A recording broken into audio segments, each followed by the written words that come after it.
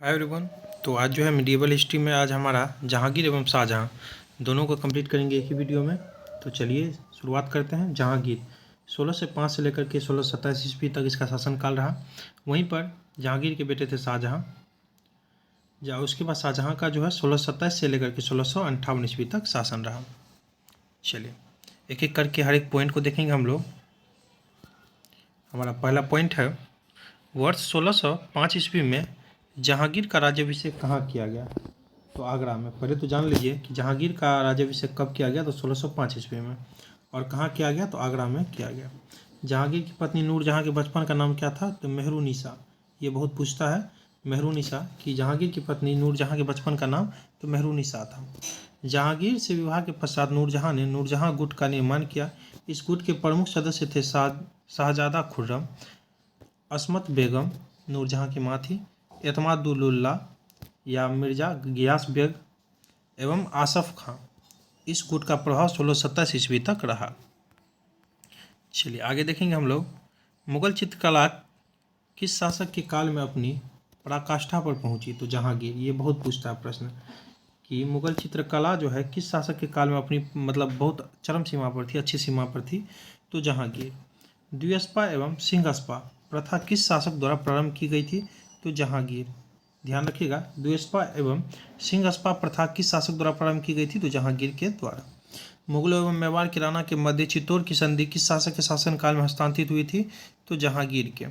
किसके? जहांगीर के। ध्यान रखिएगा। ईस्ट इंडिया कंपनी ने जहांगीर के दरबार में सबसे पहले किसे भेजा था? तो विलियम हॉकिंस। पूछे ईस्ट इंडिया कंपनी ने जहांगीर के दरबार में सबसे पहले किसे भेजा था? तो विलियम हॉकिंस को। बहुत इंपॉर्टेंट है।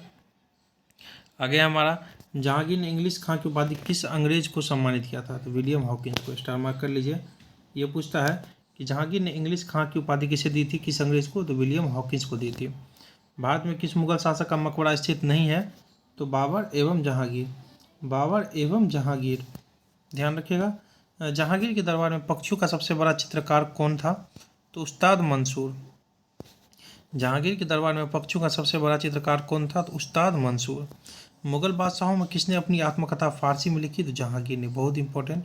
किसने ऑटोबायोग्राफी जो है आपकी फारसी में लिखी थी? तो जहांगीर ने। मुगल बादशाह में। ध्यान रखिएगा। आगे हमारा, खुसरो शाहजहां द्वारा जहांगीर के विरुद्ध विद्रोह करने में सहायता देने के कारण जहांगीर के द्वारा सिख गुरु अर्जुन देव को फांसी दे दी गई थी। किसे? सिख गुरु अर्जुन देव को फांसी दे दी गई थी। जहांगीर के शासनकाल में प्रमुख चित्रकार कौन थे? तो उस्ताद मंसूर तथा अबुल हसन। और इसी के समय में चित्रकला जो थी बहुत अच्छे स्थिति में थी। ध्यान रखिएगा जहांगीर के। और प्रमुख चित्रकार कौन थे? उस्ताद मंसूर और अबुल हसन। आगरा में एतमादुल्ला का मकबरा किसके द्वारा बनवाया गया था? तो नूरजहां के द्वारा। नूरजहां के द्वारा। ध्यान रखिएगा। मरियम उज जमानी का मकबरा किसके द्वारा बनवाया गया था? तो जहांगीर के द्वारा। किसके द्वारा? जहांगीर के द्वारा। नेक्स्ट पॉइंट है हमारा, गुलाब से इत्र निकालने की विधि को किसके द्वारा विकसित किया गया? तो अस्मत बेगम को, जो कि नूरजहां की माँ थी, अस्मत बेगम। ध्यान रखिएगा।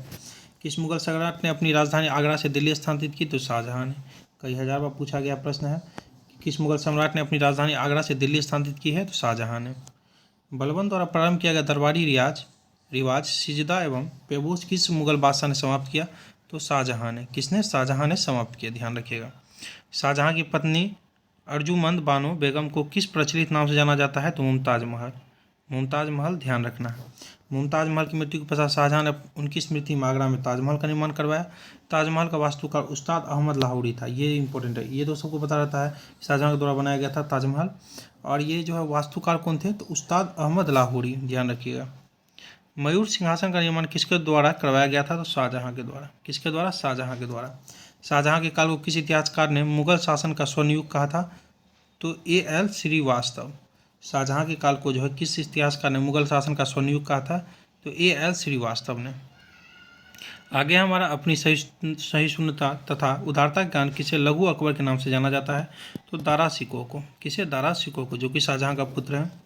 उपनिषदों का फारसी अनुवाद शाहजहां के शासनकाल में शहजादे दारा शिकोह ने सिर अकबर शीर्षक के नाम से किया था। स्थापत्य कला का स्वर्णकाल किस मुगल शासक के शासन काल को जाना जाता है? तो शाहजहां। अभी पढ़े थे। स्थापत्य कला का स्वर्णकाल किस मुगल शासक के शासनकाल को माना जाता है? तो शाहजहां।